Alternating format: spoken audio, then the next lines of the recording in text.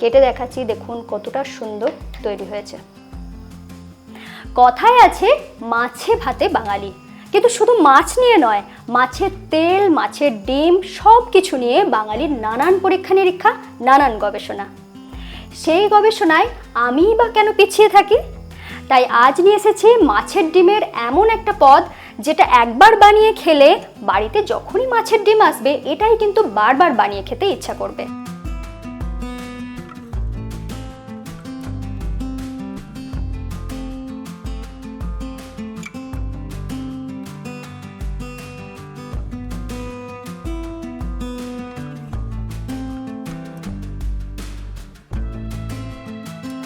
খুব সহজে রান্নাটা শিখে নিতে সঙ্গে রইলাম আমি ঋতুপর্ণা। আপনারা দেখছেন ঋতুর রান্নাঘর। আমি এখানে রুই মাছের ডিম নিয়েছি 300 গ্রাম।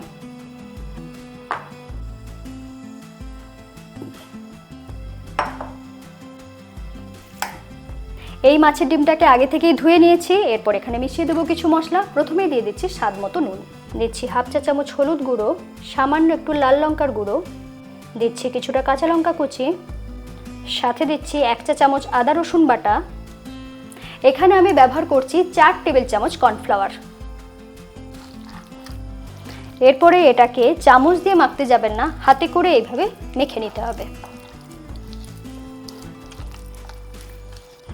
চামচ দিয়ে মাখলে ডিমটাকে এরকম মোলায়েম করে মাখতে অসুবিধা হতে পারে। দেখুন কত সুন্দরভাবে এটাকে মাখা হয়ে গিয়েছে। এখানে আমি কিছুটা জল নিয়েছি, সেটাকে এখন গরম করে নেব। এই রান্নার পদ্ধতিটা কিন্তু একদম অন্যরকম। জলের উপর দিয়ে দিচ্ছি সামান্য একটু তেল, সাথে দিয়ে দিচ্ছি 1 টেবিল চামচের মতন লেবুর রস। লেবুর রসের পরিবর্তে আপনারা ভিনেগারটাও ব্যবহার করতে পারেন। জল যখন বেশ ভালো করে ফুটে উঠেছে, ঠিক সেই সময় মাছের ডিমগুলো বড়ার আকারে দিয়ে দেব।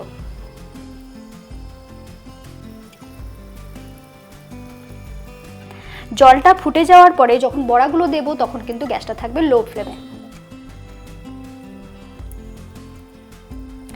এখানে আমি বাইন্ডিং এর জন্য কর্নফ্লাওয়ার ব্যবহার করছি। এর পরিবর্তে আপনারা কিন্তু বেসন কিংবা ময়দাও ব্যবহার করতে পারেন। সবগুলো দেওয়ার পরে একটু ঢাকা দিয়ে এটাকে রান্না করে নেব, তাহলে খুব তাড়াতাড়ি সিদ্ধ হয়ে যাবে।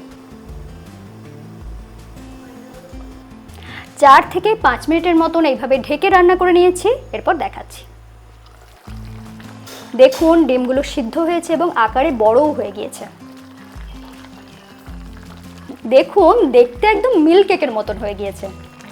এরপরে এটাকে এইভাবে উল্টে দিচ্ছি, যাতে উল্টো দিকটাও বেশ ভালো করে হয়ে যায়। ডিম পুরো সিদ্ধ হয়ে গিয়েছে, এরকম জলজলি থাকবে। এরপরে গ্যাস অফ করে দিচ্ছি, এটাকে সাইড করে রেখে দেবো। এরপর চলে যাবে রান্নার পরবর্তী স্টেপে। এটাকে ঢেকে রেখে দিচ্ছি। বসিয়ে দিচ্ছি একটা কড়াই, দিয়ে দিচ্ছি সর্ষের তেল। তেল গরম হয়ে গিয়েছে, ফোড়নে দিয়ে দিচ্ছি কালো জিরে। কালো জিরে যখন ফাটতে শুরু করেছে, সুন্দর গন্ধ বেরিয়ে গিয়েছে, ঠিক সেই সময় দিয়ে দিচ্ছি কাঁচা লঙ্কা।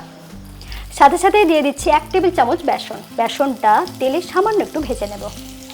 রান্নাতে বেসন ব্যবহার করলে অবশ্যই ভেজে ব্যবহার করবেন, তবেই বেসনের কাঁচা গন্ধটাও চলে যাবে আর খুব সুন্দর একটা গন্ধ আসবে। দেখতে দেখতে দেখুন ভাজাটা কমপ্লিট হয়ে গিয়েছে, বেশ লালচে রং এসে গিয়েছে। ঠিক এই সময় দিয়ে দিচ্ছি কুচি করে রাখা পেঁয়াজ। এটাকেও হালকা লালচে করে ভেজে নেব। দেখুন পেঁয়াজটা বেশ লালচে করে ভাজা হয়ে গিয়েছে। এরপর এখানে দিয়ে দেব 1 টেবিল চামচ আদা বাটা। একটু নাড়াচাড়া করে নিচ্ছি। 30 সেকেন্ডের মতন এইভাবে নাড়াচাড়া করে নিয়েছি। এরপর এখানে দিয়ে দেব হাফ চা চামচ হলুদ গুঁড়ো, হাফ চা চামচ লাল লঙ্কার গুঁড়ো, সামান্য একটু গরম মশলা গুঁড়ো, সাথে দিয়ে দিচ্ছি স্বাদ মতো নুন। এরপরে পুরো জিনিসটাকে এইভাবে একটু কষিয়ে নেব। শুকনো একটু কষিয়ে নেওয়ার পরেই এখানে দিয়ে দেব টমেটো বাটা। আমি এখানে একটা মিডিয়াম সাইজের টমেটোকে বেটে নিয়েছিলাম। এরপরে এটাকে একটু সময় নিয়ে কষিয়ে নেব। তেল পুরোপুরি ওপরে উঠে গিয়েছে, মানে মশলা কষানো হয়ে গিয়েছে। এরপর এখানে দিয়ে দেব কুচি করে রাখা ক্যাপসিকাম, যেটাকে এইভাবে চৌকো করে একটু বড় রেখে কেটে নিয়েছি। আর দিয়ে দেবো একইভাবে কুচি করে রাখা পেঁয়াজ। ফ্রেশ রসুনের গন্ধটা এই রান্নার ক্ষেত্রে খুব ভালো লাগে, সেই জন্য আমি এখানে রসুন কুচি করে নিয়েছি। 4 থেকে 5টার মতন রসুনের কোয়া ব্যবহার করছি। পুরো জিনিসটাকে এরপরে মিশিয়ে নিচ্ছি। হালকা হাতে একটু নাড়াচাড়া করে নিয়েছি 1 মিনিটের মতন। এরপর দিয়ে দেব মাছের ডিমটাকে, যেটাকে সিদ্ধ করে রেখেছিলাম।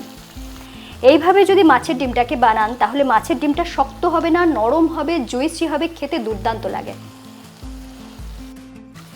জল সহই দিয়ে দিচ্ছি। ডিমের বড়াগুলো কিন্তু খুব নরম, সেই জন্য হালকা হাতে এটাকে নাড়াচাড়া করবেন। যেহেতু টমেটো ব্যবহার করেছি সেই জন্য টেস্টটাকে পুরোপুরি ব্যালেন্স করে নেওয়ার জন্য এখানে দিয়ে দিচ্ছি সামান্য একটু চিনি, 1/2 চা চামচের মতো।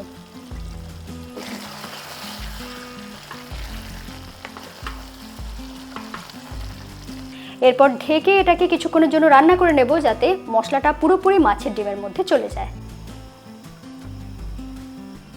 3 থেকে 4 মিনিটের মতন এটাকে এইভাবে রান্না করে নিয়েছি। এরপর খুলে দেখাচ্ছি। দেখুন পুরো জিনিসটা বেশ সুন্দর মজে এসেছে। এরপরে আপনারা চাইলে একটু ধনেপাতা কিংবা কসুরি মেথি ব্যবহার করতে পারেন, তবে আমি এখানে শুধুমাত্র কসুরি মেথিটাই ব্যবহার করছি। খুব সামান্য ব্যবহার করলাম, বেশি ব্যবহার করতে পারেন যদি আপনারা স্ট্রং গন্ধ চান। রান্না পুরোপুরি কমপ্লিট। এরপরে গ্যাস অফ করে ঢাকা দিয়ে স্ট্যান্ডিং টাইমে রেখে গরম গরম সার্ভ করে দেব।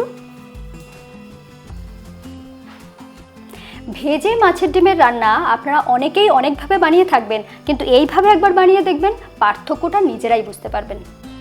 রেসিপিটা কেমন লাগলো লিখে জানাতে ভুলবেন না। ভালো লাগলে অবশ্যই লাইক করবেন, আর এরকমই সুন্দর সুন্দর নতুন নতুন রেসিপি পেতে আজই ঋতুর রান্নাঘরকে সাবস্ক্রাইব করে নিন। সকলে খুব ভালো থাকুন, আবার দেখা হচ্ছে এরকমই নতুন রান্নার সাথে।